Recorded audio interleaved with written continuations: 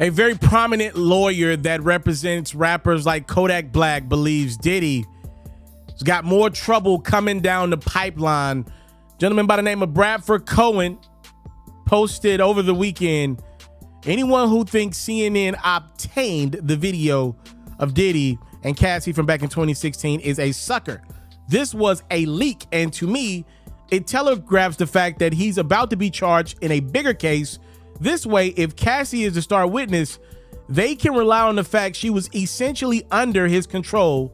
By the way, this is why this case should have been settled way before the lawsuit was filed, said Bradford Cohen, again, one of the biggest attorneys in the business right now.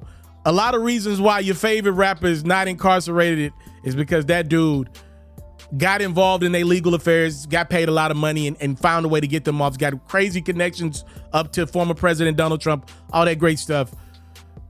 Listen, when Bradford Cohen talks, because of what he does for a living, I'm going to at least be inclined to listen. He knows his stuff.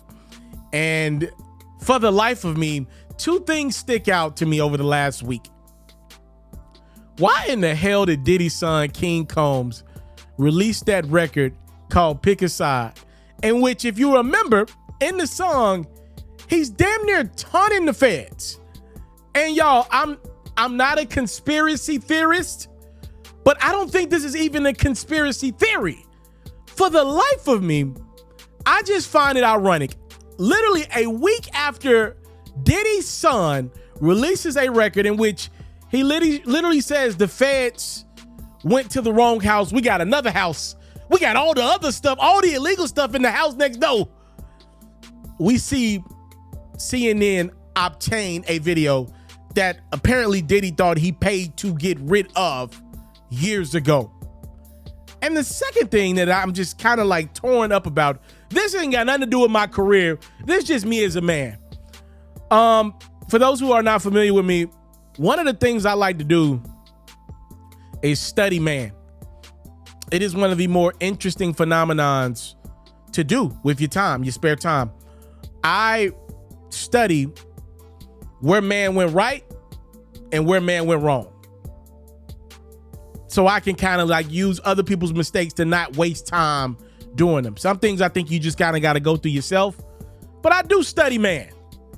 And some of the greatest men have failed on ways where I can't even take in the good that they bring to the world because the bad stands out to me so prevalently.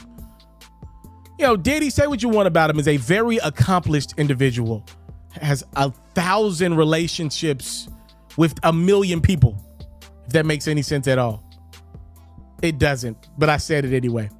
He has a lot of relationships. Matter of fact, me and my queen, we went to Diddy's Revolt Festival in Atlanta last fall, and the sponsors that were behind Diddy's festival, when any rumor and allegation that would have been out there, AT&T, McDonald's, his own network, Revolt, like just the backing that this dude has had, you got to believe that just comes from relationships that this dude has built up over decades in the entertainment business. I've been trying to like figure out, like, how can a man that has done so much, that's worth so much, how can the ego of a man be so great that he doesn't understand the error in his own ways? And how could he, if nobody else, he know what could be out there between him and Cassie? How can he be on such a high horse where he doesn't make sure Cassie is ever unhappy? If anybody else out there should know exactly what happened between Diddy and Cassie, we hear all these people, former security, former assistants coming out talking about Diddy. You would think Diddy should know what happened. And he should have made sure if nobody else was happy, Cassie was happy.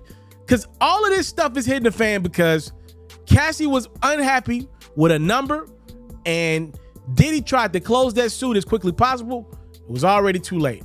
Once that suit got out, literally, it opened the floodgates. And I'm just trying to study man and understand why man can be so egotistical at times. How can I ever even let that thing ever get to court or even get to a suit. How can I be so arrogant? If anybody shouldn't ever say anything, should be my longtime girlfriend that I know knows all the junk.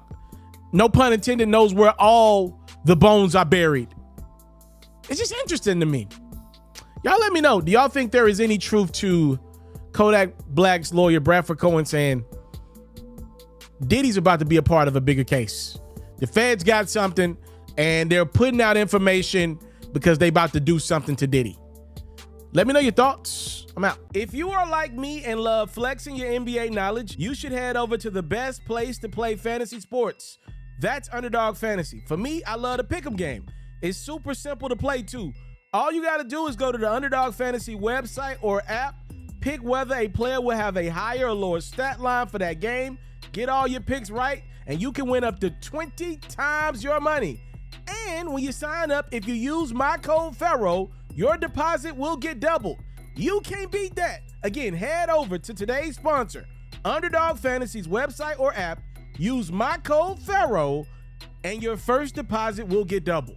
Do you want to see your favorite athlete live in action next time they're in your town? Or do you want to see your favorite artist performing in concert next time they're in a city near you? Head over to the SeatGeek website or app and use my code HoopsFerro for $20 off your first purchase. Make sure you subscribe to the It's Mr. Taliaferro YouTube channel, and hey, donate a super chat. Follow me on Facebook at It's Mr. Taliaferro, cop a supporter badge. The Underdog Fantasy promo code is FERRO. The SeatGeek promo code is HoopsFerro. And follow me on Twitter at It's Mr. Ferro.